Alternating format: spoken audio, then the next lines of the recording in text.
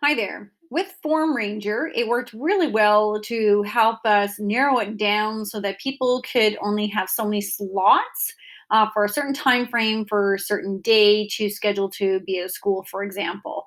Now we did some planning. This is like kind of like my testing form, and what we found is, unfortunately, with Form Ranger, it worked really well until we got to our last time slot.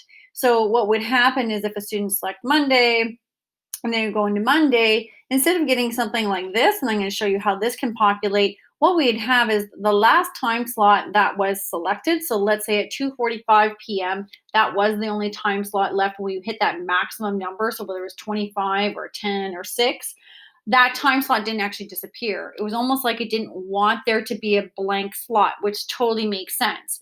So, what I had to think about was how am I going to make it so that the end user sees that, hey, there are no more time slots here, so they'll have to pick a different day and pick a different time.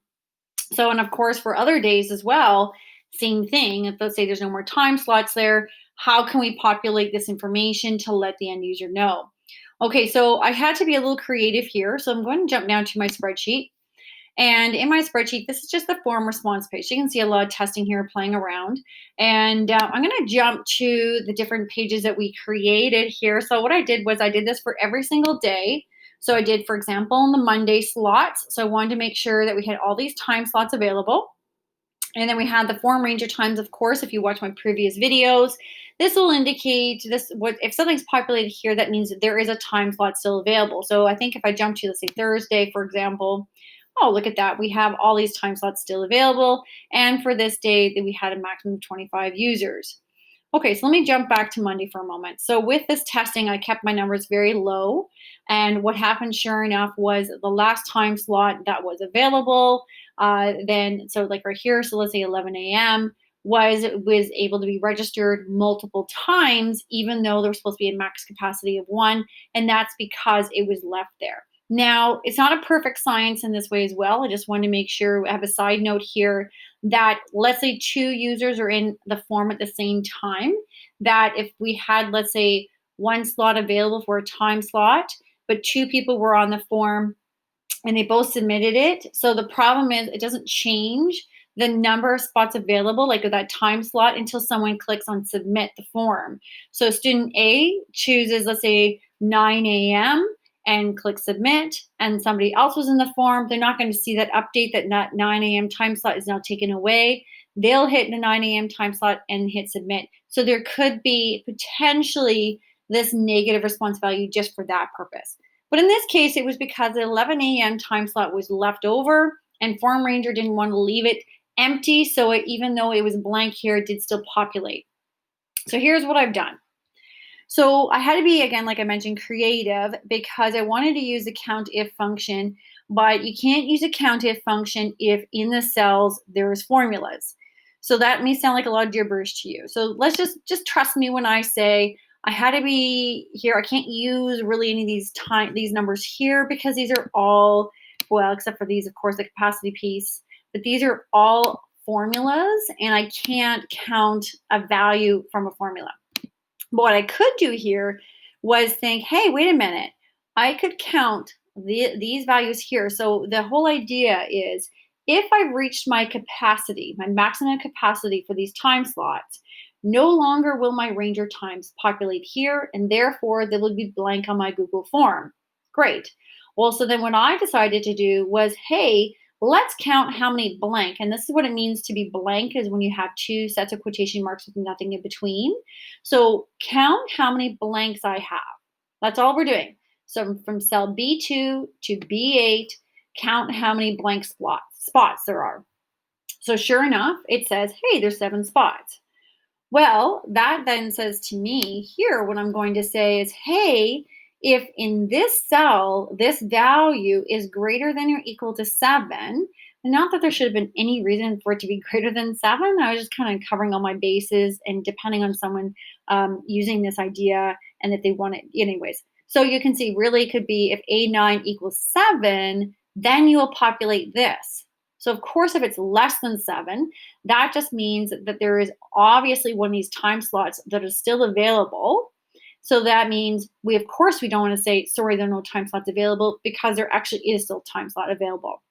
But once there's 7 spaces, that means all the time spots are taken.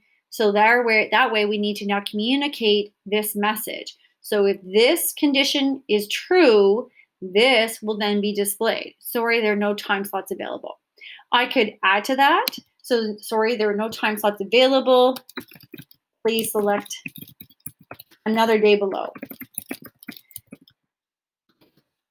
So if we go here, and that was for the Monday.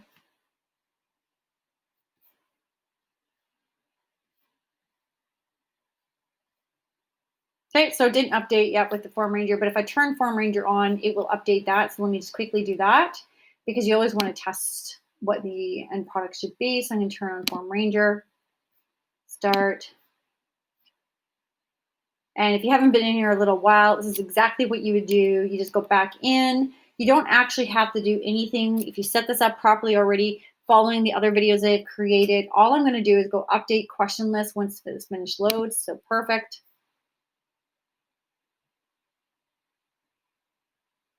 So let it finish thinking. There you go.